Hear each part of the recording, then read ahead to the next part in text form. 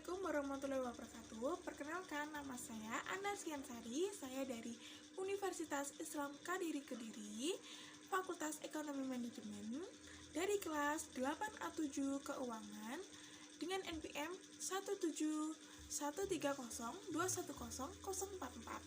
Saya di sini akan menjelaskan tentang pasar falas atau valuta asing. Pengertian valuta asing. Valuta asing merupakan mata uang yang diakui, digunakan, dipakai, dan juga diterima sebagai alat pembayaran dalam perdagangan internasional. Valuta asing yang banyak dipakai biasanya mata uang suatu negara yang memiliki peranan ataupun kendali yang cukup besar dalam sistem perekonomian di seluruh dunia. Di seluruh dunia sendiri, valuta asing yang paling banyak digunakan adalah dolar. Valuta asing merupakan bagian dari devisa suatu negara. Devisa merupakan setiap kekayaan yang dimiliki oleh suatu negara yang berada di luar negeri yang wujudnya dapat berupa barang, jasa, ataupun bahkan mata uang yang digunakan sebagai alat transaksi perdagangan lintas negara. Devisa suatu negara yang berbentuk mata uang inilah yang sering kita sebut dengan istilah valuta asing. Fungsi valuta asing. 1. Alat tukar internasional. Fungsi valuta asing yang pertama adalah sebagai alat tukar internasional. Seperti yang kita ketahui bersama, yang merupakan alat tukar yang digunakan untuk melakukan pertukaran barang. Fungsi valuta asing yang kedua adalah sebagai alat pengendali kurs. Kurs mata uang suatu negara seringkali mengalami pergolakan. Dengan pengelolaan tingkat penggunaan dan dapat mengendalikan nilai tukar mata uang mereka dengan lebih mudah. 3. Alat pembayaran internasional. Seperti yang telah dijelaskan di atas, valuta asing memiliki peranan yang besar dalam perdagangan internasional, yaitu sebagai alat pembayaran yang sah dan diakui oleh kedua belah pihak. 4. Alat untuk memperlancar perdagangan internasional. Dengan menggunakan valuta asing, setiap negara yang ada di seluruh penjuru dunia dapat dengan mudah melakukan aktivitas jual beli tanpa harus terkendala masalah penggunaan mata uang. Macam-macam valuta asing. Hard currency merupakan mata uang yang sering digunakan sebagai alat pembayaran dan kesatuan hitung dalam transaksi ekonomi serta keuangan internasional.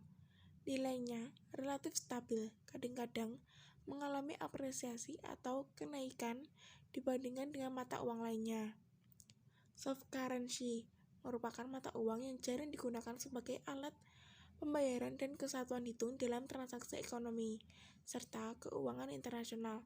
Nilainya tidak stabil, kadang-kadang mengalami depresiasi ataupun penurunan. Metode-metode dalam pasar valuta asing. 1. Sistem kurs tetap.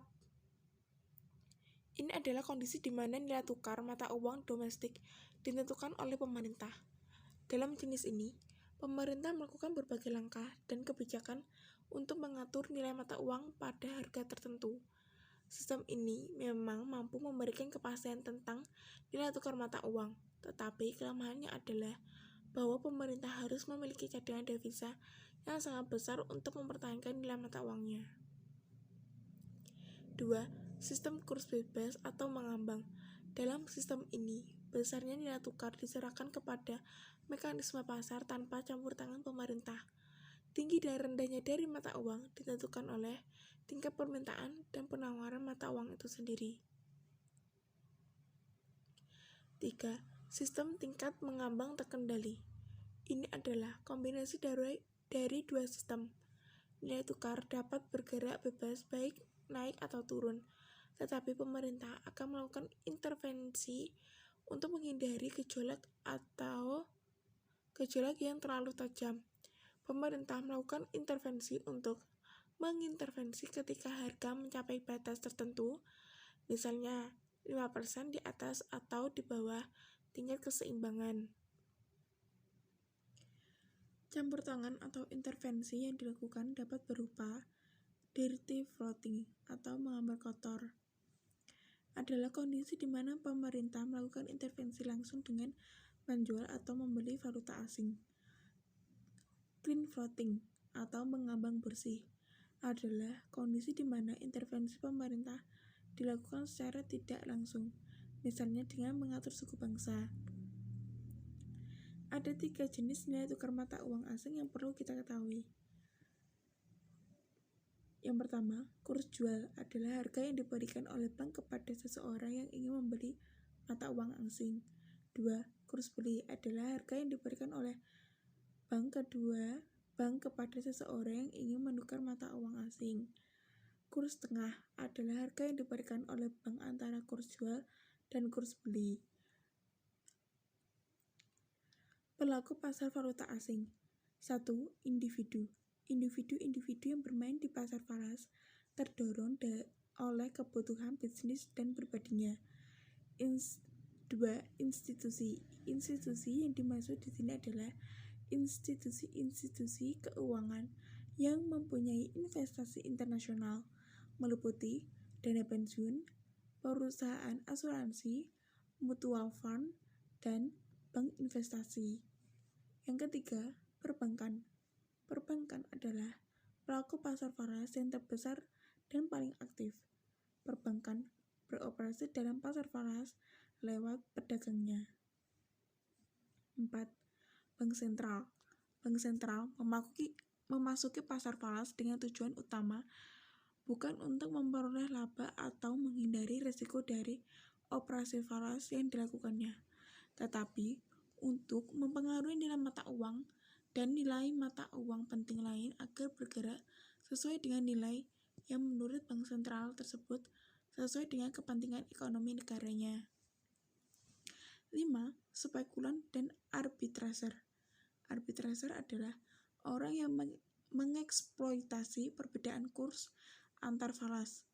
Peran serta spekulan dan arbitraser dalam pasar falas semata-mata didorong oleh motif mengejar keuntungan. Mereka justru menuai laba dari fluktuasi drastis yang terjadi di pasar falas. Dengan kata lain, mereka tidak mempunyai transaksi bisnis atau komersial yang perlu dilindungi di pasar falas. 6. Pialang pasar falas. Pialang pasar falas adalah perantara yang menghubungkan antara pihak yang membutuhkan dan menawarkan falas di pasar falas. Jenis-jenis pasar falas. Pasar falas dibedakan menjadi 4 jenis, yaitu 1. Pasar spot atau pasar tunai. Kurs spot adalah nilai tukar berjalan suatu valuta.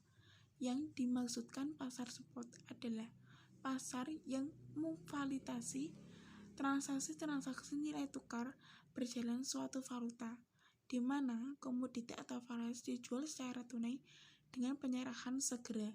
Disebut juga actual market atau physical market. 2. Pasar forward adalah nilai tukar suatu valuta dengan valuta lain pada suatu waktu di masa depan yang dikuotasikan oleh bank-bank. Transaksi forward merupakan transaksi falas di mana pengiriman mata uang dilakukan pada suatu tanggal tertentu di masa datang. 3. Pasar swap, yaitu suatu kontrak pembelian atau penjualan mata uang asing dengan kurs yang disepakati sekarang sesuai spot rate dan dikombinasikan dengan melakukan transaksi pembelian atau penjualan mata uang asing dengan kurs forward. 4. Pasar option adalah transaksi yang berdasarkan kontrak perjanjian untuk memberikan hak tanpa kewajiban kepada pembeli option untuk melakukan pembelian atau penjualan sejumlah nominal suatu valuta asing dengan harga tertentu atau strike price serta waktu tertentu di masa yang akan datang selama periode perjanjian kontrak yang disepakati. Itulah tadi penjelasan dari saya tentang pasar falas atau valuta asing. Terima kasih sudah menonton. Jangan lupa di like, di share, dan di subscribe. Wassalamualaikum warahmatullahi wabarakatuh.